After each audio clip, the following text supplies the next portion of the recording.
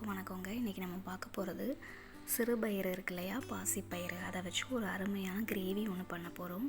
இது வந்து சப்பாத்திக்கும் பூரிக்கும் ஒரு சூப்பரான காம்பினேஷன். இதுக்கு நான் சிறுபயிரை ஃபஸ்ட்டு குக்கரில் ஒரு 3 விசில் வச்சு வேக வைக்க போகிறேன். நல்லா வாஷ் பண்ணிவிட்டு தண்ணி ஊற்றி நல்லா ஹை ஃப்ளேமில் ஒரு இதுவும் லோ ஃப்ளேமில் 2-3 விசிலும் வச்சு எடுத்துக்கோங்க. தேவையானது வந்து பல்லாரி, பச்சை மிளகாய், கருவேப்பிலை எடுத்து வச்சுருக்கேன். இஞ்சி பூண்டு பேஸ்ட்டு. இதில் வந்து 2 டேபிள் ஸ்பூன் கடலை மாவு எடுத்து நல்லா தண்ணியில் கரைச்சி வச்சுக்கோங்க. நல்லா கட்டி விழாமல் நல்லா கரைச்சி வச்சுக்கோங்க. நல்லா அப்படி நல்லா ஃபாஸ்ட்டாக இதை வந்து பண்ணிங்கன்னா கட்டி விழாது. நல்லா தண்ணியாக இருக்க ஒரு மாதிரி நல்லா கரைச்சி வச்சுக்கோங்க. இந்த ஸ்டேஜில் கட்டியே இருக்கக்கூடாது, இந்த மாதிரி கட்டியே இல்லாமல் நல்லா கரைச்சி வச்சுக்கோங்க. இதுக்கு நம்ம காரத்துக்கு எதுவுமே சேர்க்க போகிறதில்ல, பச்சை மிளகாய் மட்டும்தான். அதனால் எக்ஸ்ட்ரா காரத்துக்கு தகுந்த மாதிரி நிறையா பச்சை மிளகாய் ஆட் பண்ணிக்கோங்க. ஃபஸ்ட்டு கடாயில் எண்ணெய் ஊற்றிட்டு ஒரு 4-5 பெருஞ்சீரகமும் கடுகும் போட்டுக்கிறோம். பெருஞ்சீரகம், கடுகு நல்லா பொரிஞ்சு வந்ததுக்கப்புறம் வெங்காயம் ஆட் பண்ணிக்கோங்க. இது வந்து ஒரு அருமையான கிரேவினே நான் சொல்லுவேன். ஏன்னா சில பசங்க பச்சை மிளகாய் கொஞ்சம் அதிகமாகவே சேர்த்துக்கோங்க. ஏன்னா நம்ம பத்தப்பொடி எதுவுமே ஆட் பண்ண போகிறதில்ல. கருவேப்பிலை, அப்புறம் வெங்காயத்தை போட்டு நல்லா கோல்டன் ப்ரௌன் ஆகிற வரைக்கும் நல்லா ஃப்ரை பண்ணிக்கோங்க. சில பசங்க சிறுபயிறுனா ரொம்ப விரும்பி சாப்பிடுவாங்க. தேங்காய் பூ போட்டு சீனி போட்டுலாம் கூட சாப்பிடுவாங்க. சில பசங்க தொடவே மாட்டாங்க. அப்படி இருக்கிற பசங்களுக்கு நம்ம இதை கிரேவி மாதிரி பண்ணிவிட்டு சப்பாத்தியில் நல்லா ரோல் பண்ணி கொடுத்தோம் அப்படின்னா நல்லா செமையாக சாப்பிடுவாங்க. ஏன்னா இது ரொம்ப டேஸ்ட்டாக அருமையாக இருக்கும். நம்ம நார்மலாக பூரி கிழங்கு பண்ணுவோம் இல்லையா, அதை விட இது நல்லா டேஸ்ட்டாக இருக்கும்.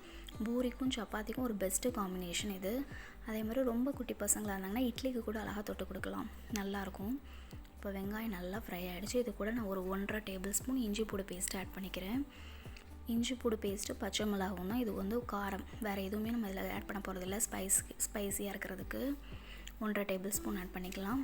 ஆட் பண்ணிவிட்டு அதையும் நல்லா பச்சை வாசனை போகிற வரைக்கும் நல்லா ஃப்ரை பண்ணிக்கலாம். இப்போது இது கூட நல்லா ஃப்ரை ஆனதுக்கப்புறம் ஒரு 1/2 டேபிள் ஸ்பூன் மஞ்சள் பொடியும் ஒரு 1/2 டேபிள் ஸ்பூன் ஜீரகப்பொடியும் ஆட் பண்ணிக்க போகிறோம். 1/2 டேபிள் ஸ்பூன் மஞ்சள் பொடி, 1/2 டேபிள் ஸ்பூன் ஜீரகப்பொடி, அவ்வளோதான். இதையும் நல்லா மிக்ஸ் பண்ணிக்கலாம்.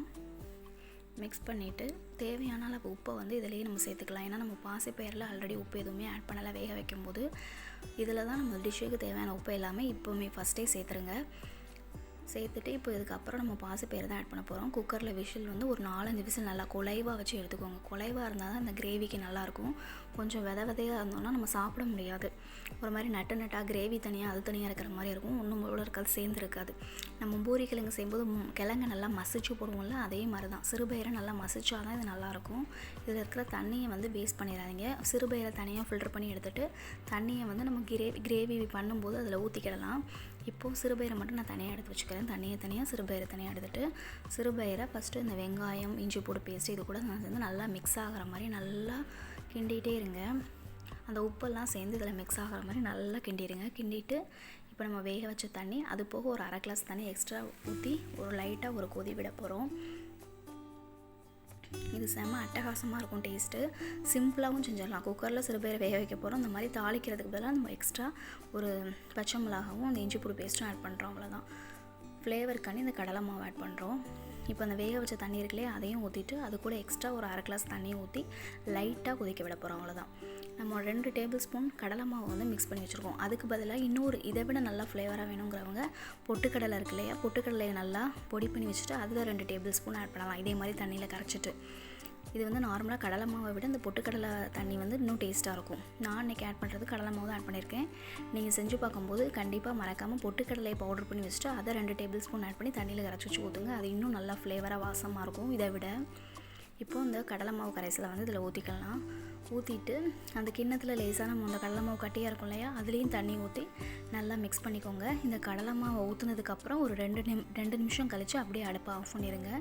ஏன்னா சீக்கிரம் கட்டியாயிரும். இந்த கடலை மாவு வந்து ஒரு திக்னஸ் கொடுக்குறதுனால சீக்கிரமாக கட்டியாயிரும். ஸோ இதில் மீதி இருக்கிற தண்ணியை ஊற்றிட்டு ஒரு 2 நிமிஷம் லோ ஃப்ளேம்லேயே வாங்க, ஹை ஃப்ளேமில் வைக்க வேண்டாம். லோ ஃப்ளேமில் வச்சு ஒரு 2 நிமிஷம் கழித்து ஆஃப் பண்ணிட போகிறோம். ஆஃப் பண்ணிவிட்டு ஃபைனல் டச்சாக ஒரே ஒரு பெப்பர் பொடி மட்டும் கொஞ்சம் தூக்கலாக ஆட் பண்ணிவிட்டு நம்ம அப்படியே ஆஃப் பண்ணிடலாம். லைட்டாக ஒரு கொதி வந்தோடனே ஆஃப் பண்ணிடுங்க. அந்த கன்சிஸ்டன்சியில் இருந்தால் தான் நம்ம வந்து சாப்பிடும்போது கரெக்டாக இருக்கும். இல்லைனா ரொம்ப கட்டியான மாதிரி ஆயிரும். அவ்வளோதான். ஃபைனல் டச்சாக இதில் ஒரு டேபிள் ஸ்பூன் பெப்பர் பொடியும் கொத்தமல்லி இலையும் தூவி நம்ம இறக்கிடலாம்.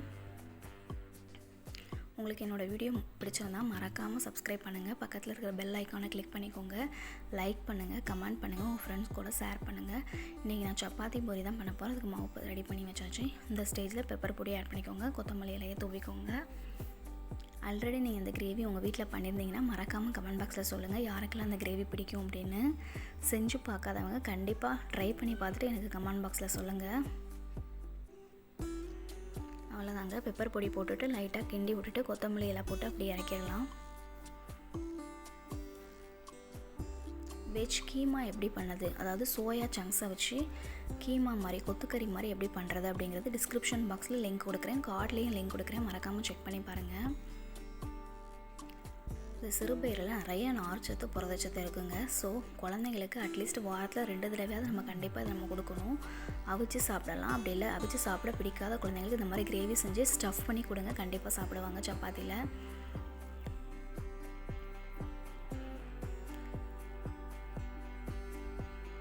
அவ்வளோதாங்க, மறக்காமல் கமெண்ட் பாக்ஸில் கமெண்ட் பண்ணுங்கள்.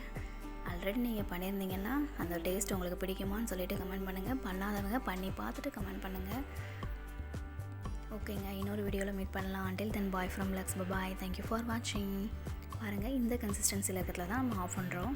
இப்போ நான் அந்த கரண்டியில் ஊற்றுறேன்ல, அந்த அந்த அந்த ஸ்டேஜில் இந்த பதம் இருக்கணும். கண்டிப்பாக நம்ம சாப்பிடும்போது இன்னும் நல்லா கட்டியாயிரும்.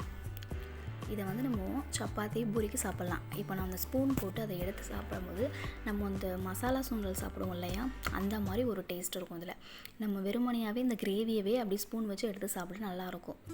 இந்த மசாலா கடலை மசாலா கடலைன்னு சொல்லிட்டு இந்த ஸ்ட்ரீட் ஃபுட்லலாம் விற்பாங்க இல்லையா, அந்த மாதிரி இருக்கும் இந்த டேஸ்ட்டு. இந்த இடத்துல இப்படி நம்ம சிறுபயிரையே நார்மலாக இப்படி ஸ்பூனில் எடுத்து இந்த மசாலாவோடு சேர்த்து சாப்பிடும்போது அருமையான ஃப்ளேவராக இருக்கும். மறக்காமல் ட்ரை பண்ணி பாருங்கள். புதுசுன்னு அழகாக பூரி போட்டு அந்த கிரேவியை வச்சு சாப்பிடும்போது பூரி கிழங்கையே தோற்று போயிடுங்க, அந்தளவுக்கு டேஸ்ட்டு அருமையாக இருக்கும்.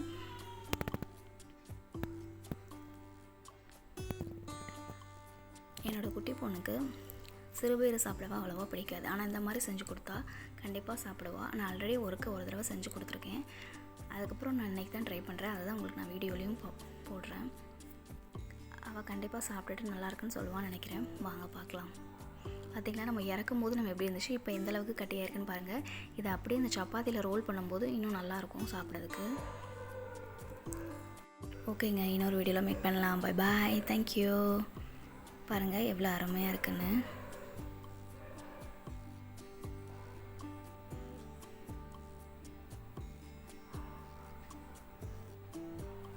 பாய்ங்க, தேங்க்யூ ஃபார் வாட்சிங்.